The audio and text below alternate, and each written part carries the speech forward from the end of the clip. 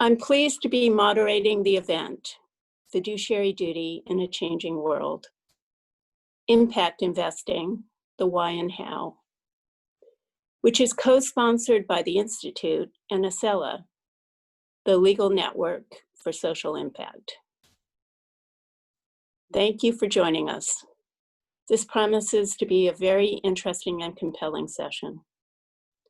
Fiduciary duty is a term which is used very loosely to cover many different responsibilities of company directors, asset managers, and trustees. We'll be focusing on this last set of responsibilities. The duties and options of UK pension fund trustees and how funds invest with impact are topical in this changing world. Trustees control huge pools of assets and can have a key role in shaping our lives and the world we live in.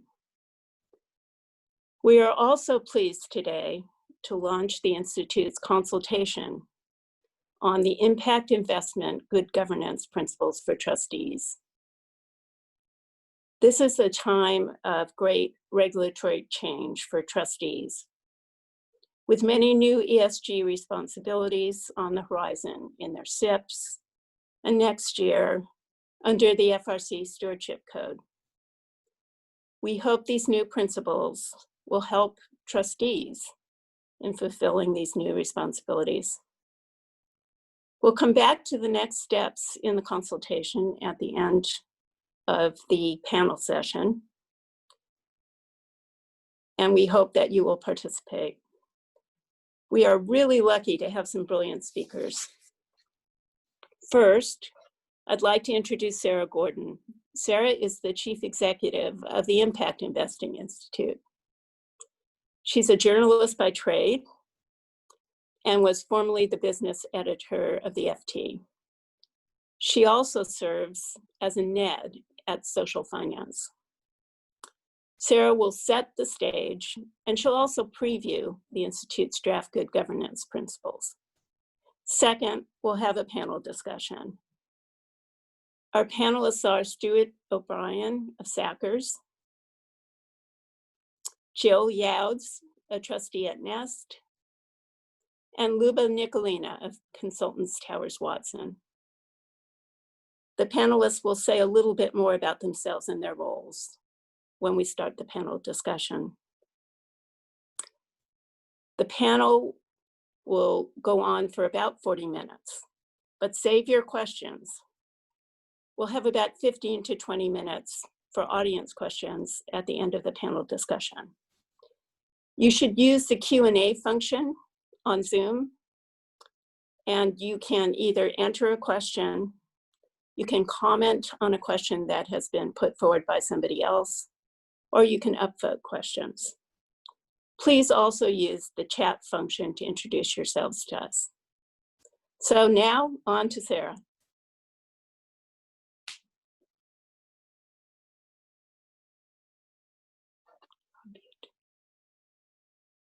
You're on mute, Sarah.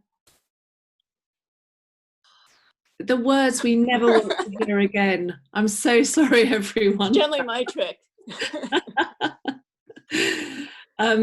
Thank you, Ida.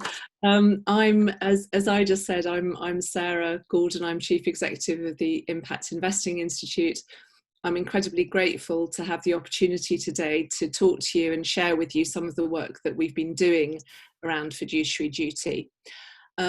We were launched just last November, which seems a lot more than 7 or 8 months ago now, but with the mission to accelerate the growth and improve the effectiveness of the impact investing market so that more capital contributes to achieving the UN Sustainable Development Goals and the well-being of people and the planet. And impact investment really is it's investment that's needed now more than ever, as we deal with the current crisis and what will be its very challenging aftermath.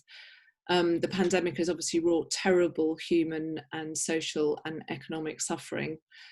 but it has reminded us more powerfully than ever of the need to build back a better and more resilient society.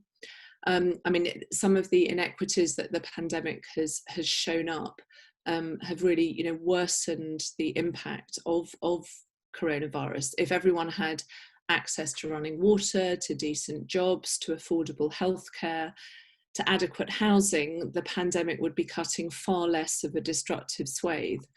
And the fact that an estimated 800 million of the world's population does not still yet have access to clean running water is not just a shocking and persistent injustice, it's also an inequity that worsens the impact of a disaster such as this. So encouraging more investment for a more resilient future is the purpose of impact investment.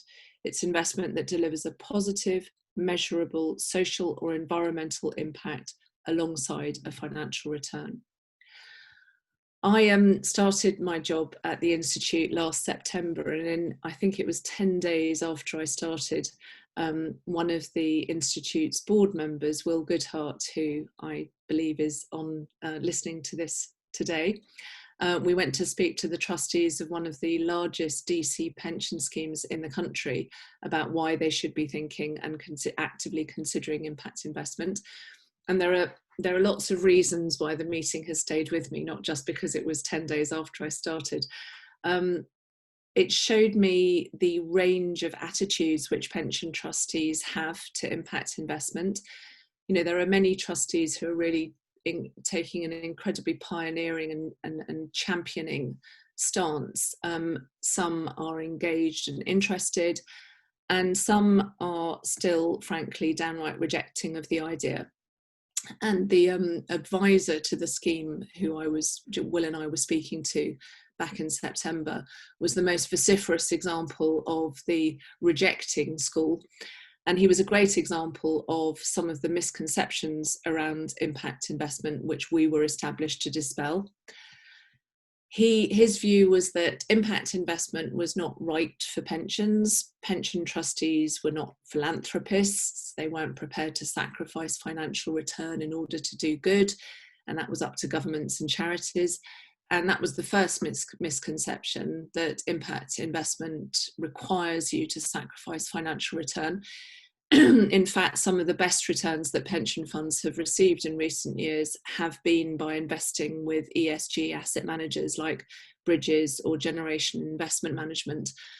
And his second concern was that he said investable assets didn't exist at suitable scale. And finally, he said impact investment was not compatible with trustees' fiduciary duty. And today's panel and the discussion with the panelists and the work we've been doing around producing good governance principles for pension trustees, we hope will lay some of those misconceptions to rest. So we believe that financial sustainability is a much broader concept for trustees than just delivering a financial return. When trustees are fulfilling their fiduciary duty, they should feel confident that incorporating impact objectives is not just permissible, but actually necessary, and that considering sustainability will help them comply with the regulatory requirements which are coming down the track. We've produced a paper in collaboration with the legal firms that make up the Institute's pro bono legal panel, and we're very pleased to have 10 leading legal firms on that panel, which Ida leads. And the paper backs up the principles and the principles are extrapolated from them. And we really would love your feedback on the principles. Bella's going to talk a bit later about how that process can work. We're also going to send you a follow-up email after today's event so that you can, as another way to feedback. So Sarah, if you could possibly bring up the slide with the good governance principles, I will just quickly talk you through.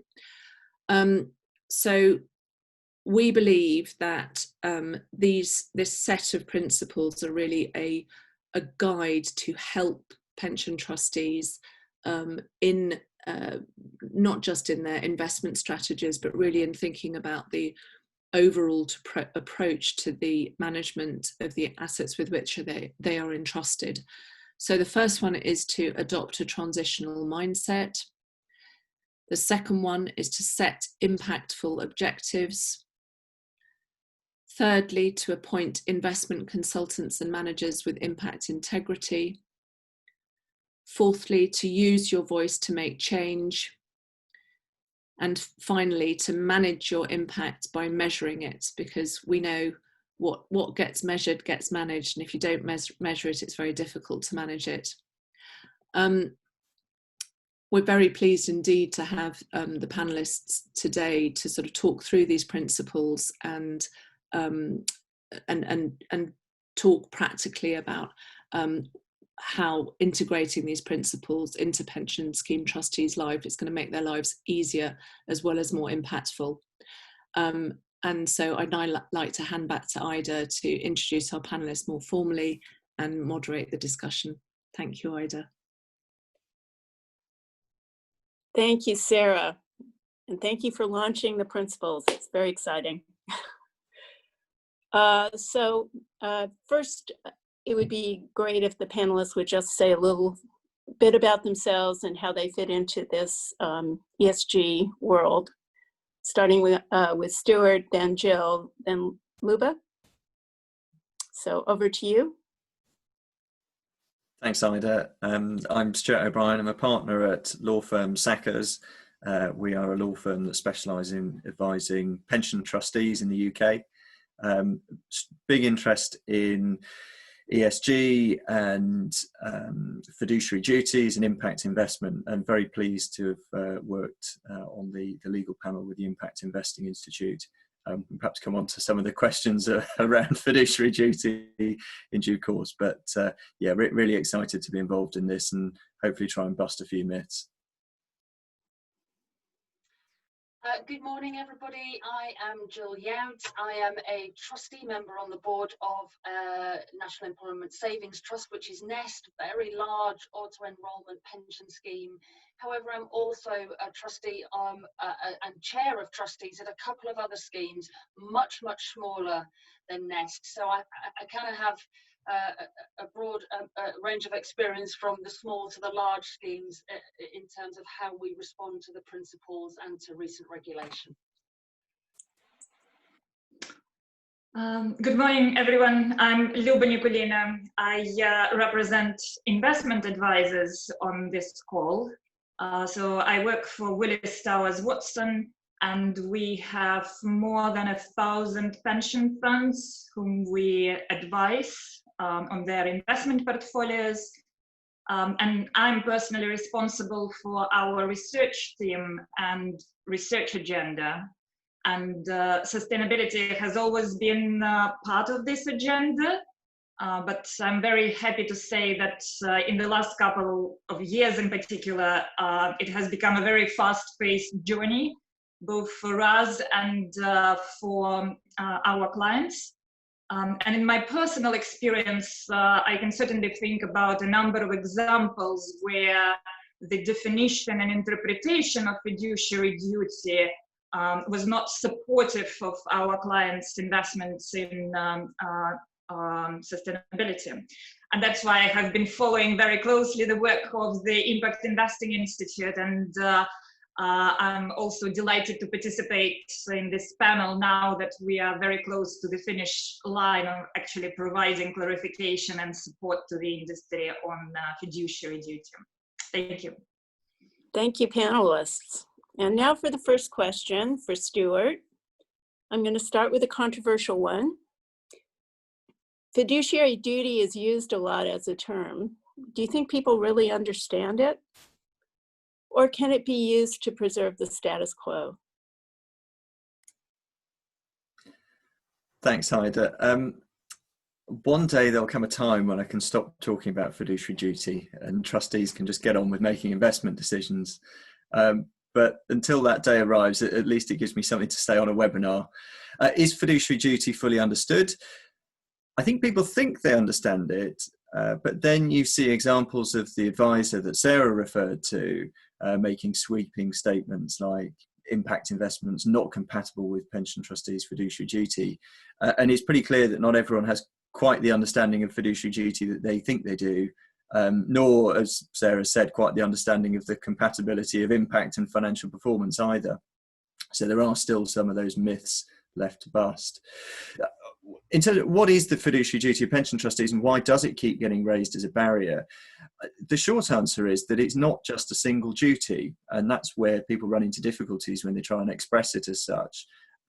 You can't articulate fiduciary duty in a single sentence. You'll see lots of people try to say that the pension trustee duty is to maximise returns, or subtly different, to maximise risk-adjusted returns. It's not. That might be quite a useful shorthand for some investment decisions, but it doesn't tell the whole story. Trustees invest in all sorts of things and for all sorts of reasons. They hold cash to manage liquidity, they hold gilts to match liabilities, and they might enter into complex swaps and bulk annuities to match pension payment obligations. Not all of these are held for the purpose of maximising returns. So it's obviously not correct to say that fiduciary duty equals returns maximisation.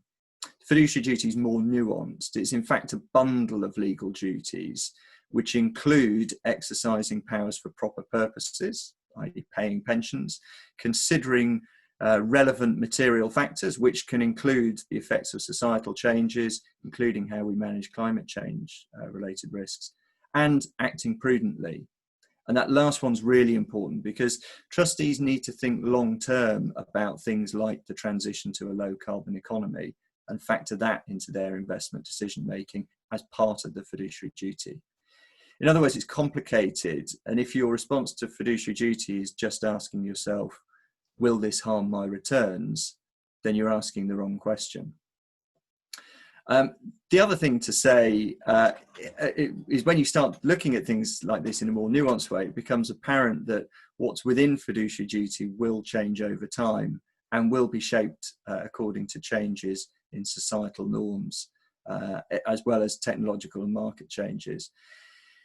It's, for example, I'm going to give you a few examples here. It's quite unlikely that paying equal wages to men and women or subsidising public transport for the poor, elderly or disabled would be regarded as breaches of fiduciary duty today. But in the past, the courts have held that all these things were in fact a breach of fiduciary duty, and surprisingly recently in some cases too.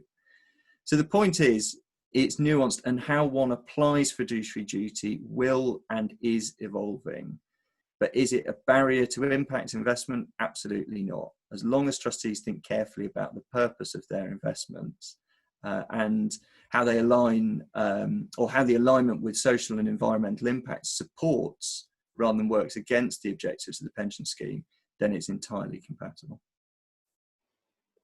So on to the next question. How do you see this concept changing with the issues we have in society with climate change, equality, and most recently the pandemic? What's the glide path? Yeah, I think the first thing to say is that although I've sort of described fiduciary duty as potentially a sort of evolving concept, it's not the law that's changing underneath. It's how you apply it that changes and moves with the times. And as I said, changes in the environment in which the law operates. I mentioned as part of my bundle of fiduciary duties that one of the things pension trustees have to be is prudent. Now, prudence is an evolving, and I think this gives you quite a good example of the evolution here. Prudence is an evolving concept. If you go back a few hundred years, the rule was largely applied to protect beneficiaries of trusts from speculative investments. And on the back of that, courts have limited the things that trusts are allowed to invest in to government bonds and mortgages, declaring things like shares in companies to be imprudent until as recently as the middle of the 20th century. So the point is, what you consider is prudent for a trustee one day might not be the same in the future. And I think when you start to think about things like climate change and other societal issues and equality, you start to see how trustees should be applying a sort of changing mindset to their fiduciary duty. So 20 years ago, trustees steering their investment strategy away from fossil fuel producers might not have looked very prudent, or at the very least it might have looked like it was a bit of an ethically motivated decision rather than a sort of investment-based one. But today there's all sorts of reasons why trustees might want to avoid stranded asset risk or mitigate against the risks arising from transition to low carbon economy. So as long as these aren't irrationally held beliefs and the trustees have a sound investment rationale for making decisions, then of course they can be taken into account. And that goes not just for mitigating against risks, but also grasping some of the opportunities here as well. An allocation to solar infrastructure, for example, sure, it has great positive impact, but it can also be a great asset class that works for pension trustees and entirely compatible with trustees thinking about how they apply their fiduciary duties, how they think about what a prudent investment might be for the long term and transition to low carbon economy. So yes, the concept of fiduciary duty will move with the times, and I think that's why the principles that the Impact Investing Institute are putting out are so important to get trustees thinking about that transition mindset and thinking about impact objectives and how they align with pension fund purposes. Thanks very much. So let's hear from a trustee now. Jill. We're aware that there are a lot of new responsibilities for trustees in the ESG area. We don't want to add to those. Do you think the principles could be a help and aid trustees in addressing the new SIP obligations coming up in October or next year, the stewardship code?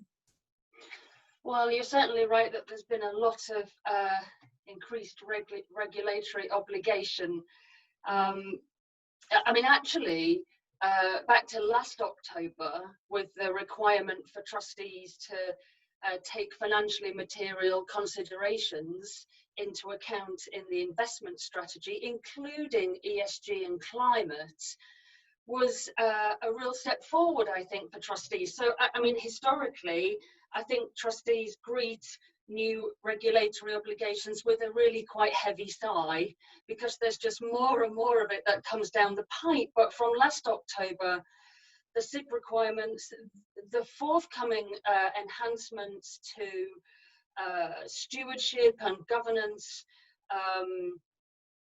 requirements, and then of course the stewardship code next year, I think all serve to strengthen the importance of sustainability as a key driver in long-term financial performance. And I think it's helped trustees in that it clarifies the role of environmental and social investing within our fiduciary duty, and back to how Stuart was describing things, but how we as trustees, or some of us as trustees, understand our fiduciary duty.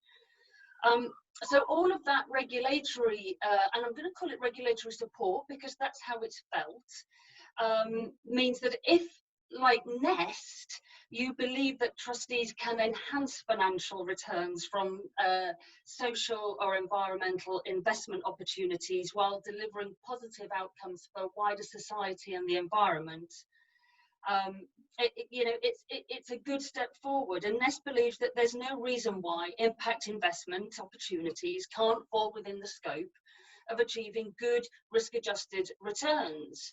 So in terms of the good governance principles, as a trustee, I look at those and I think that they're so helpful in two ways.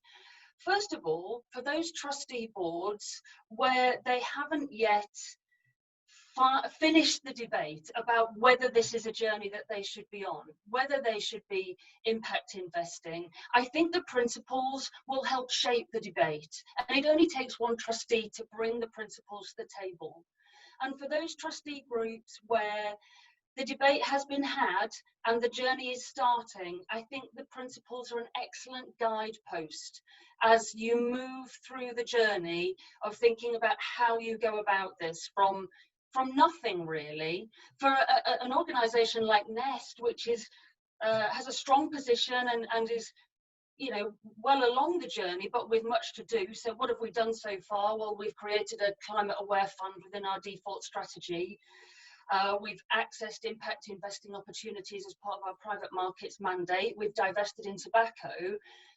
The principles are still going to be very important for us to really hold our investment committee to account, I think, and consider our overall approach as a responsible investor.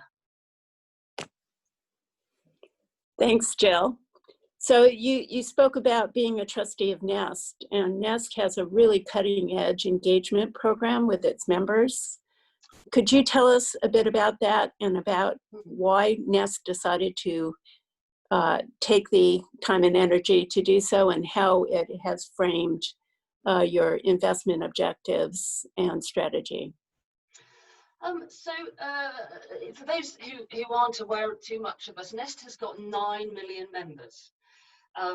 Not all of those members actively saving at any one time, and during the lifetime of a worker's career, they may join and rejoin and leave and rejoin Nest a number of times. But when you have 9 million members, the responsibility it feels really strong.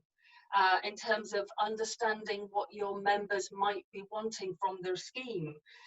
You know, it's a quarter of the UK workforce that are members of our scheme. By the end of the decade, it's a third of the UK workforce.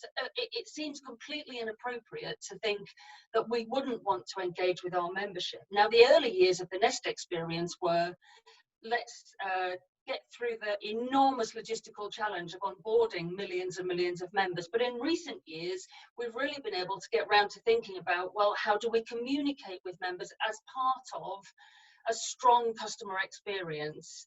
I mean, my own view personally is that member interest in pensions is only going to grow. I don't know if anybody caught the launch last week of the Make My Money Matter campaign, launched by Richard Curtis and Mark Carney, encouraging every ordinary pension member to start asking questions of their trustees and the employer who maybe chooses the DC fund or the DC provider about where their money is being invested.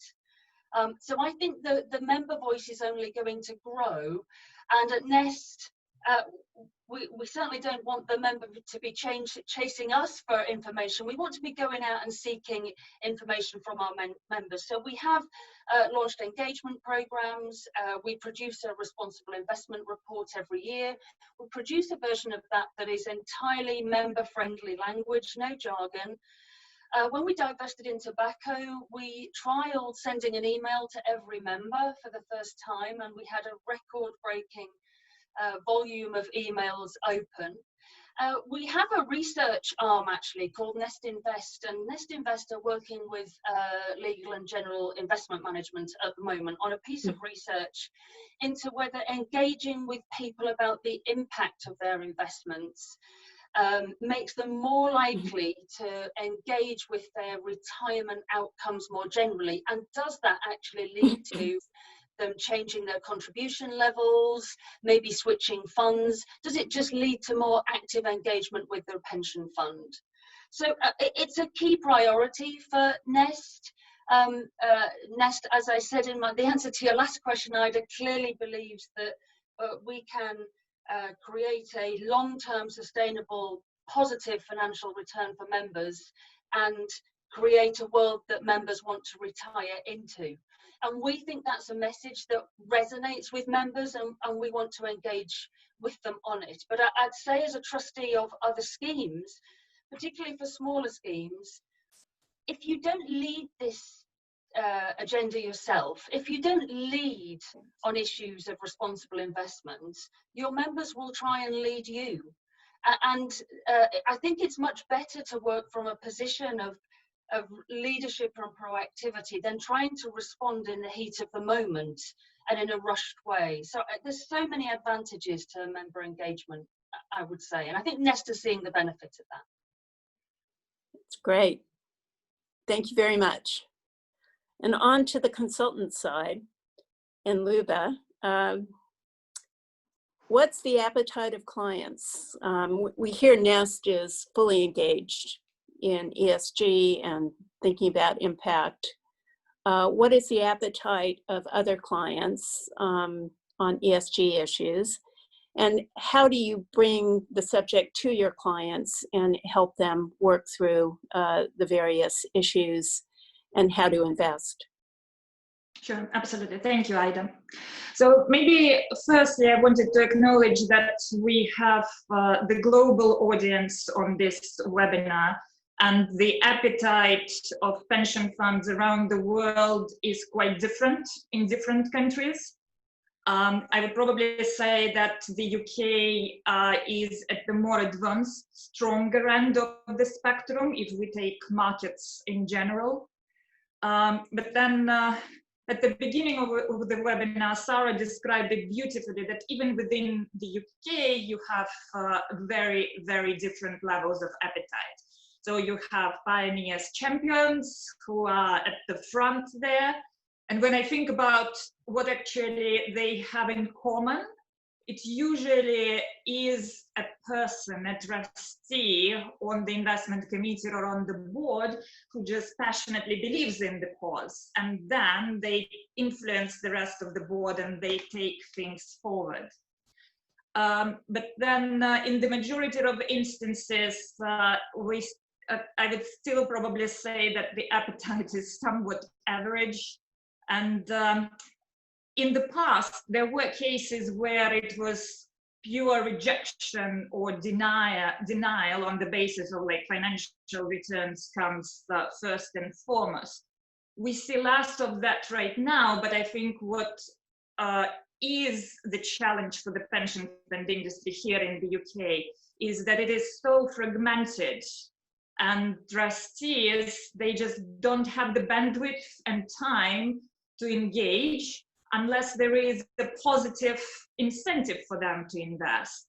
So if I think about our experience just a couple of years ago, we have had sustainability fully embedded in our fiduciary business where we take decisions ourselves. But when we were trying to bring it on the agendas for committees, then it would be very difficult to bring it at the top of the agenda. You would usually have performance and whatnot. But now that we have the regulation, it was almost like a sea change that now we have proactive requests. Clients ask us to essentially run education sessions to help them shape their own investment beliefs as they relate to positive impact investing. So that was very positive. Although I'm not a big supporter of lots of regulation, but in this instance, it has genuinely served a positive purpose. And then also, I think Stuart mentioned it, that the case for sustainable investment has genuinely moved from being the ethical, moral case more towards the investment and financial case. So if we look at the last 6 months, it's just almost a no-brainer. If you have been underweight fossil fuels, and if you have been overweight technology, healthcare, then you have done really well. So the evidence is coming through as well, which really helps having those conversations and increase the appetite. Thanks. And going on from ESG to impact and taking into account the very broad interpretation that Sarah has presented, what steps do you think you would take to help clients build impact investing into their investment objectives and constructing a portfolio and providing guidelines to their investment managers? How would that all work? Yeah, absolutely. So I think I will probably talk about 4 different, well, you can call them steps or stages: investment beliefs, portfolio construction, manager selection, and reporting. So these are the levers that you could pull. Investment beliefs, we have done so much of this following the introduction of the regulation here in the UK. And essentially, it's just helping trustees understand how it works, how you can do well by doing good, that you don't have to sacrifice financial return, bringing everyone on the same page, but then also defining the boundaries of the appetite there. How far would you, as a trustee board, be prepared to push the boundary there? Would you go into exclusions? Would you create space in your funds for pure positive impact investment? So what are the boundaries of your investment beliefs in sustainability?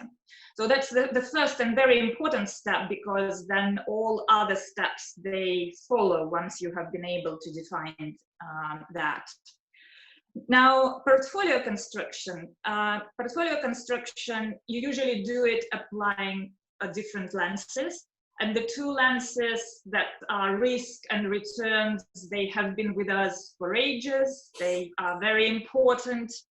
But I would go as far as to state that actually impact is finding its way into being the primary lens there.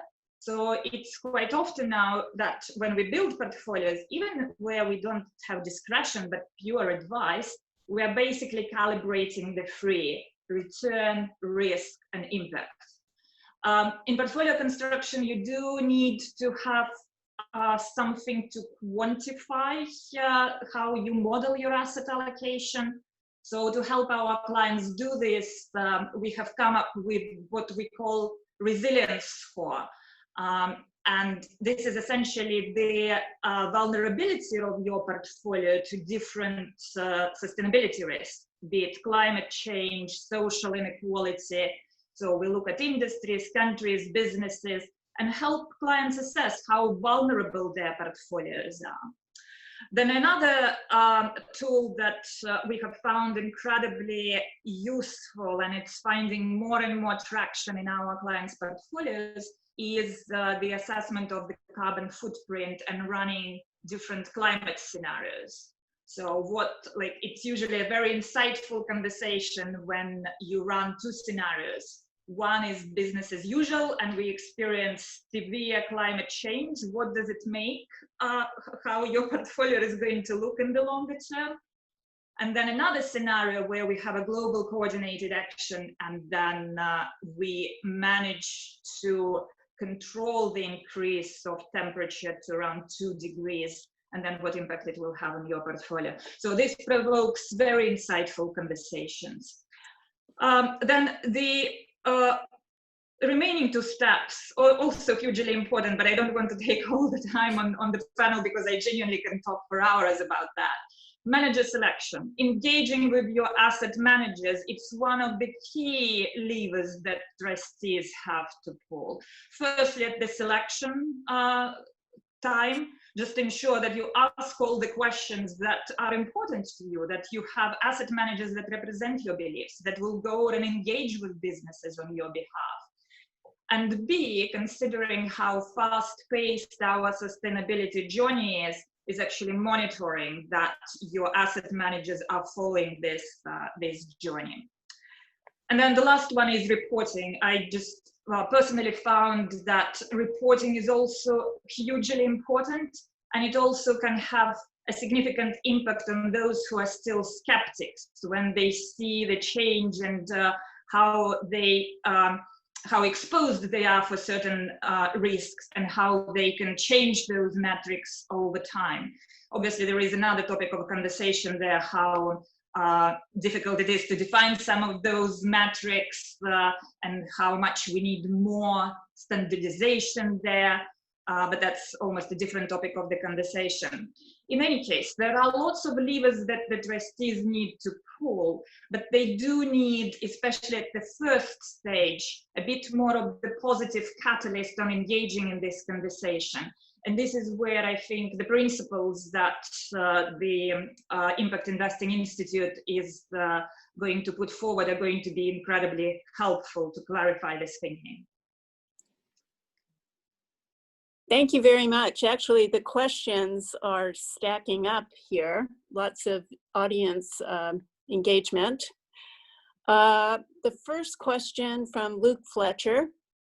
Does the panel think that the current conception of fiduciary duty gives trustees and funds enough of a platform to invest in a way that is in our collective interests? Or does it require an excessive focus on the interests of individual funds in isolation from the wider world? Who wants to start on that one? Do you want me to have a go at that, Ida? That would be great. Thank you. Keeping an eye on the Q&A here, I think we've had a few questions about fiduciary duty, and possibly some people not entirely agreeing with everything that's been said. I think for those who are sceptical as to what I've said, perhaps need to read the Law Commission's consultation and their report on fiduciary duties of investment intermediaries, focusing particularly on pension trustees. The concept that there is a single defined term for fiduciary duty of a pension trustee as being about return maximisation is absolutely not right. The point is that pension trustees who have a purpose of providing different types of pension depending on the nature of the trust, be it defined benefit or defined contribution, must look at the purpose of the trust, and particularly in defined benefit schemes where the purpose of the trust is to provide a defined level of benefit. You will not, and in practice, no pension trustee board would invest the whole portfolio for return maximisation. You will exercise your investment powers for the purpose of meeting the defined benefit promise. So as I say, it is more subtle, and I think the point that trustees need to think about the purpose for which they're exercising investment powers, the need to take account of all factors that are material and relevant to that, to the exercise of those powers, which will predominantly be financial, but is nevertheless not just about returns maximisation, and the need to exercise those powers in accordance with the prudent person test, I think is where the Law Commission comes out, and that's certainly something I would advocate as well. But to Luke's question, how do you then apply those principles to broader societal questions, I think is a slightly difficult one. I think where we are at the moment is pension trustees look at the purpose of their trust and exercising the powers that are given to them for that purpose, i.e. delivering on the pension promise within that particular scheme. But that's not to say that there isn't some correlation with wider societal issues. So you get into questions of essentially a sort of lifting all the boats, as it were. If one set of pension trustee boards acts entirely selfishly and exclusively for the purpose of their trust, that ends up, if all trustees do that, it ends up being disadvantageous to the whole of the pension trustee community. So some sense that pension trustees should work together, and in doing so will deliver on their own pension promise within their own scheme more successfully, I think must be right. But how you do that and how you do that successfully does require some thought. Can I add to that? I was just going to ask you, Luba, actually. Yeah. So being an investment person rather than a legal person on the panel, I can see how, maybe not explicitly, but implicitly, much of the regulation and the stewardship code in particular, they do have a call for this collective action. And there are a number of groups that help facilitate this collective action. To a degree, you can say that Impact Investing Institute is part of this, bringing different investors together to help facilitate action there. But then you also have Climate Action 100, Transition Pathway, the Investor Forum. And also, it's not only trustees, but asset managers themselves. When they see a case for positive engagement with businesses to help them create value and generate positive impact, they obviously see the power of combining the forces there and bringing collective action and collective voice in engaging with those businesses. So it's very much out there. The groups do exist, and you definitely amplify your power when you don't go for it alone. Before we go on to the many additional questions, there are also portfolio solutions. I would take issue with the fact that maximizing returns is the goal. It's paying pensions, and there are portfolio solutions that are presented by impact investments. Maybe Luba, you could talk a little bit about that before we go on to the next question. Things like making investments that are not correlated to the market, making investments that create a steady income stream. There are ways you can use impact investing for finance first. No, absolutely. And here in the UK, some of the positive impact investments, such as renewable energy, for example, or social housing or assisted living housing, they have become almost a staple. So that's a lot of pension funds, they invest there, and they invest there because they know they will get the return. And indeed, they, as Ida mentioned, for social housing, for example, it's really attractive return for pension funds, where you get cash yield regularly, stable, and then at the same time, you are also helping the society. But then also, like, if we think about hedge funds, there it's probably the case for how do I invest with positive impact when I hold the security for 2 minutes, and by the way, I invest in the derivatives. Well, we push managers even in hedge funds to think about how they can provide our clients with diversifying returns, but then at the same time create a positive impact, because many of our clients, including our own fiduciary business, are interested in that. So some of the hedge fund strategies, they would actually invest in the trade in energy market and provide liquidity for the mispricing that you have between the renewable and traditional energy, or buy carbon credits, because those managers who believe that we are on the transition, they do agree with us that carbon offsets are going to be in much more demand, and so they will be increasing in pricing. So even in those strategies, you can find solutions that help you not only address risk and return, but also satisfy the sustainability lens of your portfolio construction. Thank you. So I'm going to move on. I'm going to take 2 questions at the same time. One from Jonathan Gilmore: what is being done contractually to ensure investment and asset managers act in compliance with pension fund trustees' ESG policies, beliefs, and are they incentivized to do so? And secondly, from Virginie, does the principle of stewardship oblige funds to lead the way to a non-carbon society, for example, and does doing so entail liability? So I'm going to take those 2 together. Who would like to start on one or both? Do you want to talk about liability, Stuart, or Jill? We haven't heard from Jill. Jill, do you?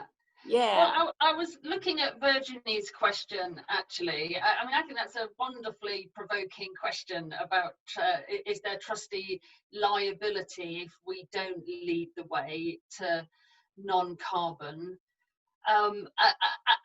I don't know that I would see it like that, but I think, well, certainly how I would see it as a trustee is that increasingly, and there's another question that on the screen that sort of links to this, increasingly, financially responsible decisions and the best long-term risk-adjusted returns are coming from decisions that also have a positive impact in other ways. So I wouldn't say that as a trustee I feel personally liable to lead the way, but I do feel absolutely responsible for making the right fiduciary duty. And for me, fiduciary duty is not about maximising financial returns just in those few words. It's about getting the best long-term risk-adjusted returns. And of course, pension schemes are very, very long-term vehicles. So you do have to be adjusting your stance and looking to the very long term. And if I think about the decision to divest of tobacco at Nest, that was a decision based on the fact that based on a view that we had that tobacco is a struggling industry, being regulated and litigated potentially out of existence, fueled by countries who are greatly concerned that it's an industry that's killing their citizens.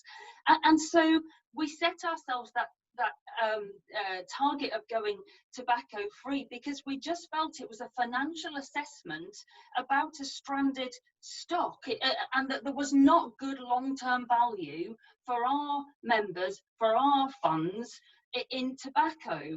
Now, that wasn't us leading the way from a liability perspective. It was us taking a very long-term view of a sector of the market and making a financial assessment. I talked earlier on about member engagement.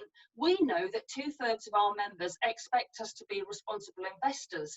Of course, that's the backdrop to how we think about investment. But in the tobacco decision, it's a pure financial investment. Now, you could say there may be opportunity, particularly in the current market as a result of the pandemic.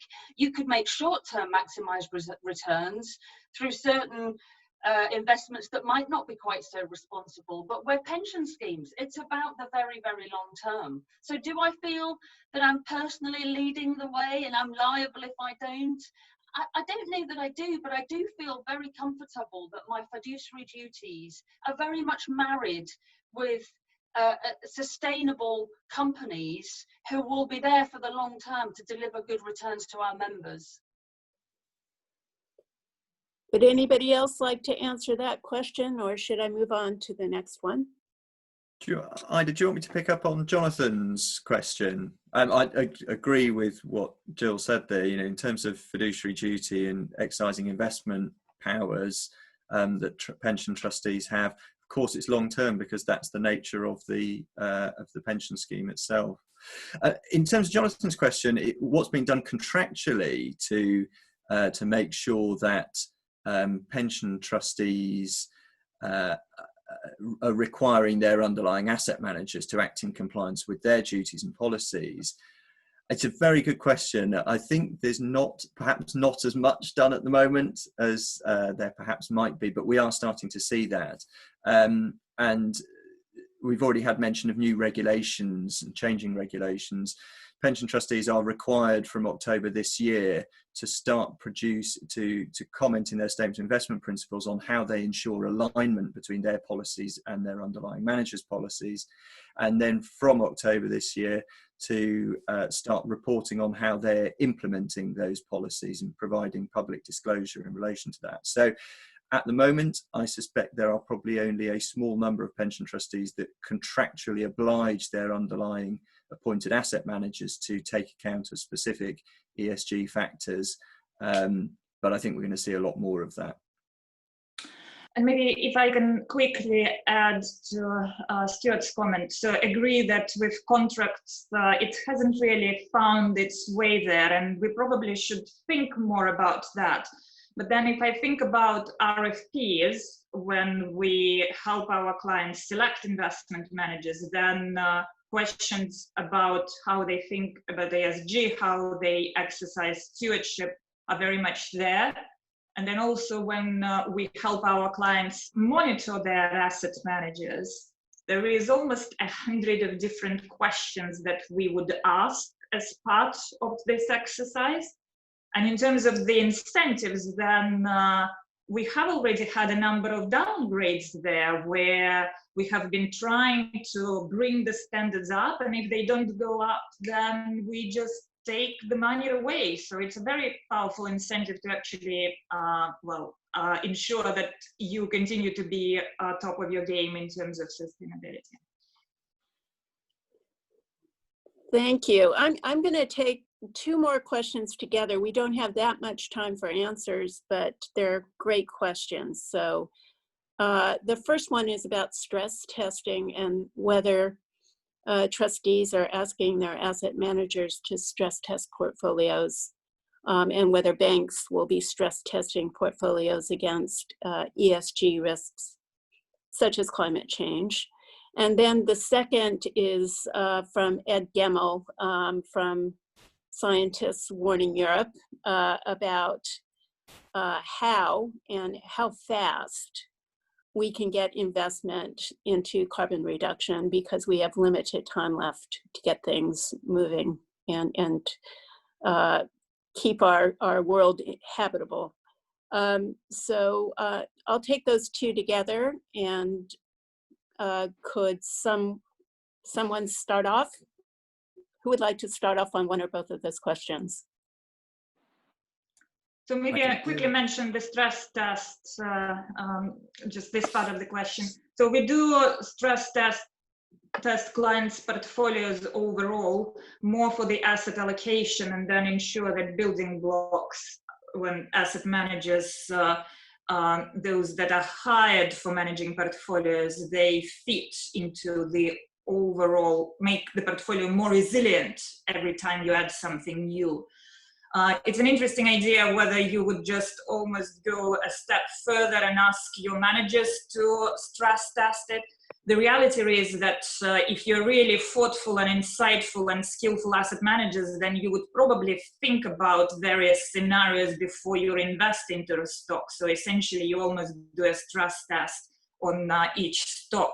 But there is no framework. I haven't come across the framework like that where trustees in a systematic way will ask their asset managers stress test their portfolios. It's actually not a bad idea.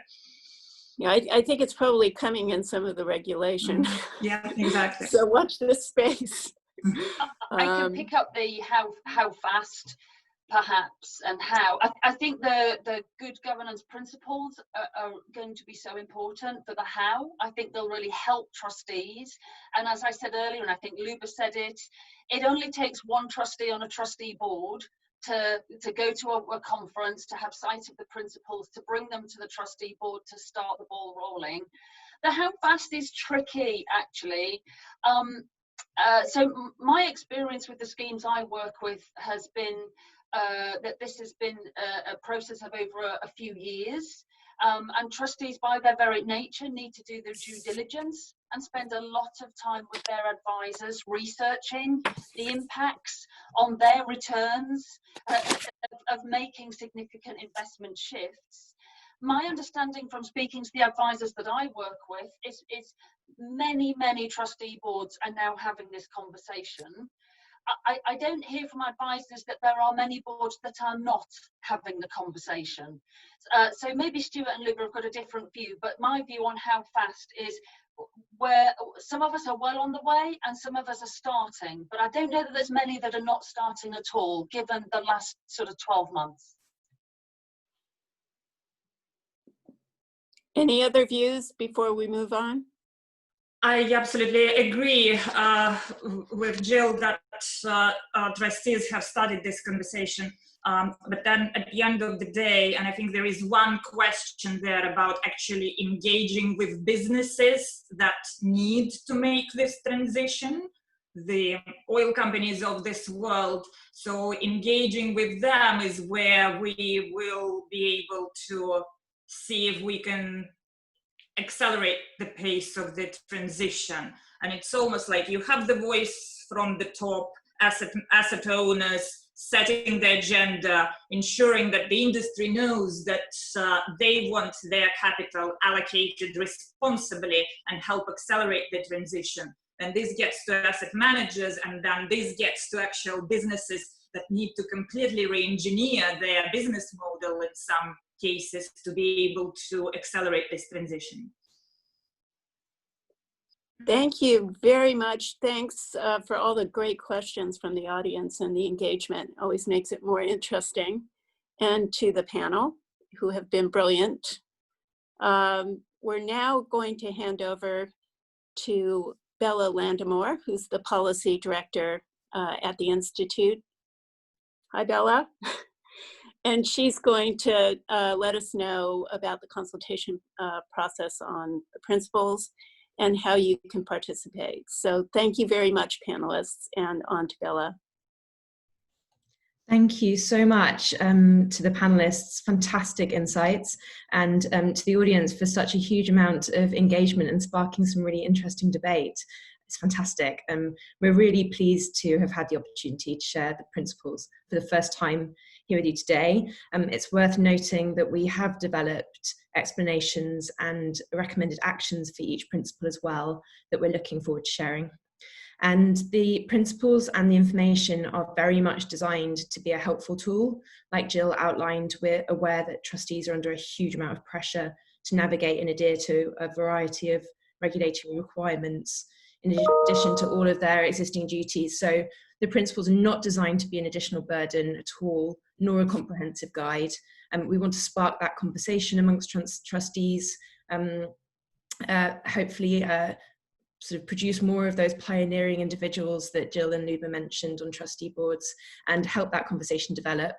So the most important thing is that they're shared really broadly and that we invite lots of feedback and so that they're shaped in response to people's need.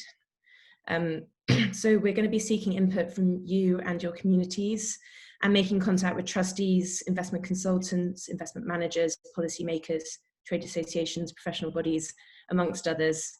And so after this event, we will follow up with an email with information on how you can feedback to us and become engaged in that conversation. And we really look forward to hearing from you. Thanks very much, Bella. And audience, please do participate. And if you know others who would be interested, also encourage them to do so. I see we've missed some questions. If you want to send us the questions following the webinar, we'd be happy to take a look at them and answer them. So thanks again for all your engagement. It's been a fabulous morning of discussion on impact investing and the ESG world. And I see that Sarah has joined us. Thank you, Sarah, for your presentation to start us off, and we've had a brilliant time with our panel and audience. Thanks very much. Goodbye.